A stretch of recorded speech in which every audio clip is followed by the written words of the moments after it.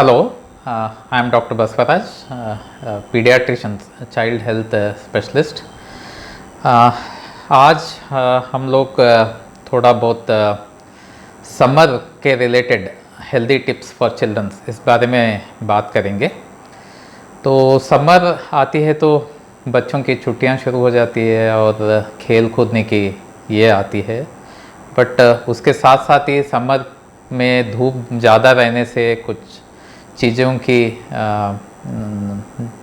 मालूमात रहना ज़रूरी है, जो हेल्थ रिलेटेड इंफॉर्मेशन बहुत इम्पॉर्टेंट है।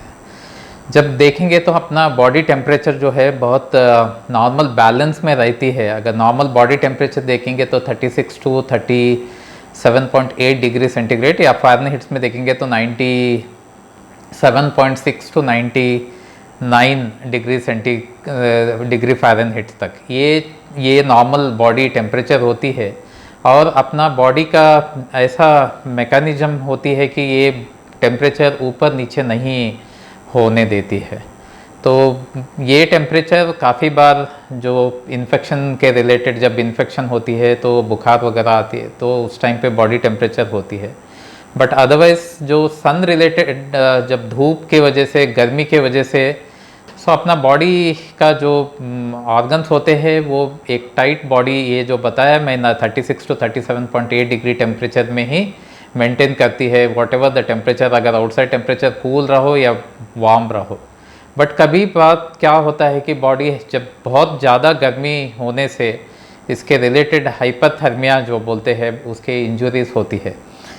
एक तो होता है बहुत सीवियर जब होती है तो उसको हम हीट स्ट्रोक बोलते हैं। जब बॉडी टेम्परेचर जाती है बहुत हाई, जो 40 डिग्री सेंटीग्रेड टू 40.5 जो बोलते हैं 104 से 105 डिग्री सेंटीग्रेड होती है, तो ये जो होता है हीट स्ट्रोक बहुत सीवियर होती है और लाइफ को रिस्क भी रहते हैं अगर आप करेक्ट टाइम पे आइडेंटिफाई करके उसको ट्रीट नहीं करेंगे। तो ये जो हीट स्ट्रोक उसके जो कम ये होता है तो उसको बोलते हैं हीट एग्जॉशन। हीट एग्जॉशन, इसमें जो बॉडी टेम्परेचर होती है जो 40 डिग्री या उससे कम होती है, मीन्स 104 डिग्री या उससे कम, बट ये उतना नहीं रहता। बट अगर आप सही टाइम पे उसको देख के उसका इलाज करेंगे तो उससे कोई खतरा नहीं होगा, नहीं तो वो हीट स्ट्रोक में बदल जाएगी और रिस्क रहेगी। कैसा डिफ्रेंशिएट करेंगे हीट स्ट्रोक और हीट एग्जर्शन? मतलब एक तो टेम्परेचर की वजह से हीट स्ट्रोक जो होती है यूजुअली वो दिमागी ये भी आते हैं सिम्टम्स, लाइक वो बेहोश हो जाना या सिंकोपे, सडनली अनरेस्पॉन्सिव होना, बीपी डाउन होना, ये चीज़ें जो होती है हीट स्ट्रोक में होते हैं। बट हीट एग्जॉशन में इवन दो गर्म रहने पर भी मेंटल स्टेटस उन लोगों का नॉर्मल होता है। तो ये चीज़ें अगर मेंटल स्टेटस अगर अबनॉर्मल है या उनकॉन्शियस में नहीं हो रहे हैं या डिजीनेस बोलते हैं, जो रेस्पॉन्ड नहीं कर रहे, तो वो हीट स्ट्रोक की माना जाता है।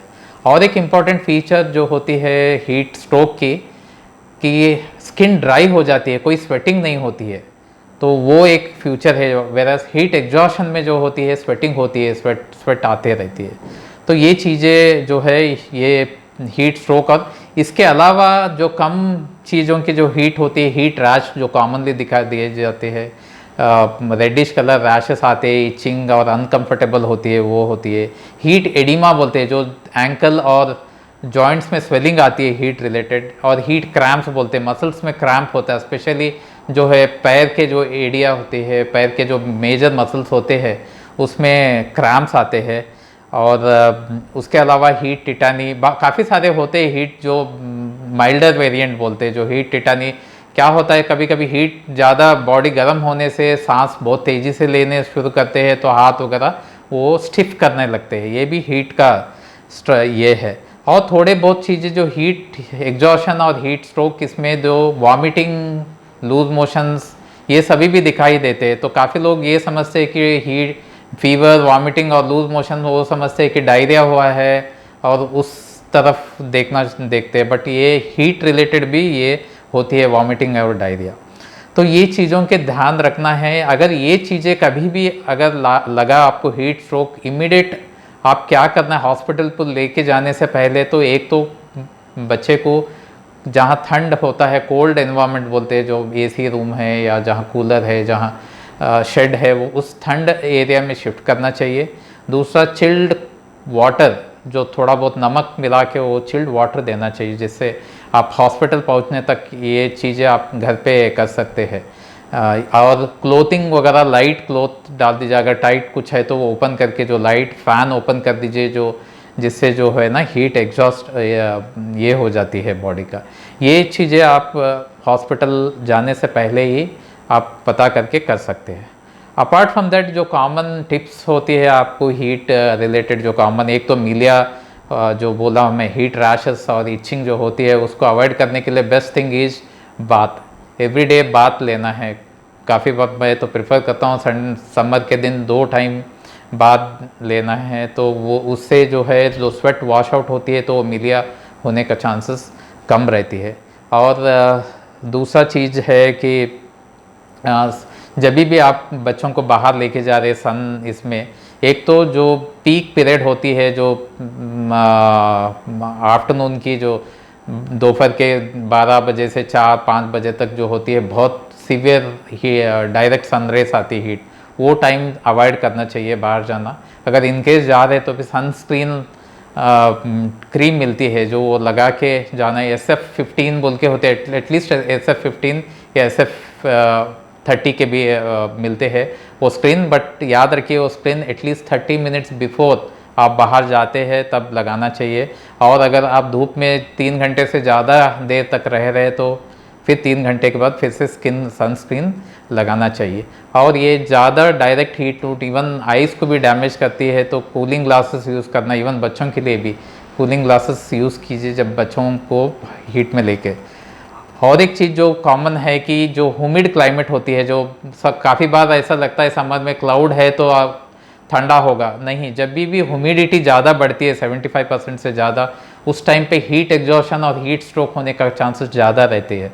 तो ह्यूमिड क्लाइमेट अगर रहा समर के टाइम पे तो आधा घंटे से ज़्यादा देर तक एग्जर्शन नहीं करना चाहिए, खेल कूद। बाद में बीच बीच में अगर ज़्यादा देर कर रहे तो शेड में आके थोड़ा रिलैक्स करके खेलने के लिए देना चाहिए बच्चों को।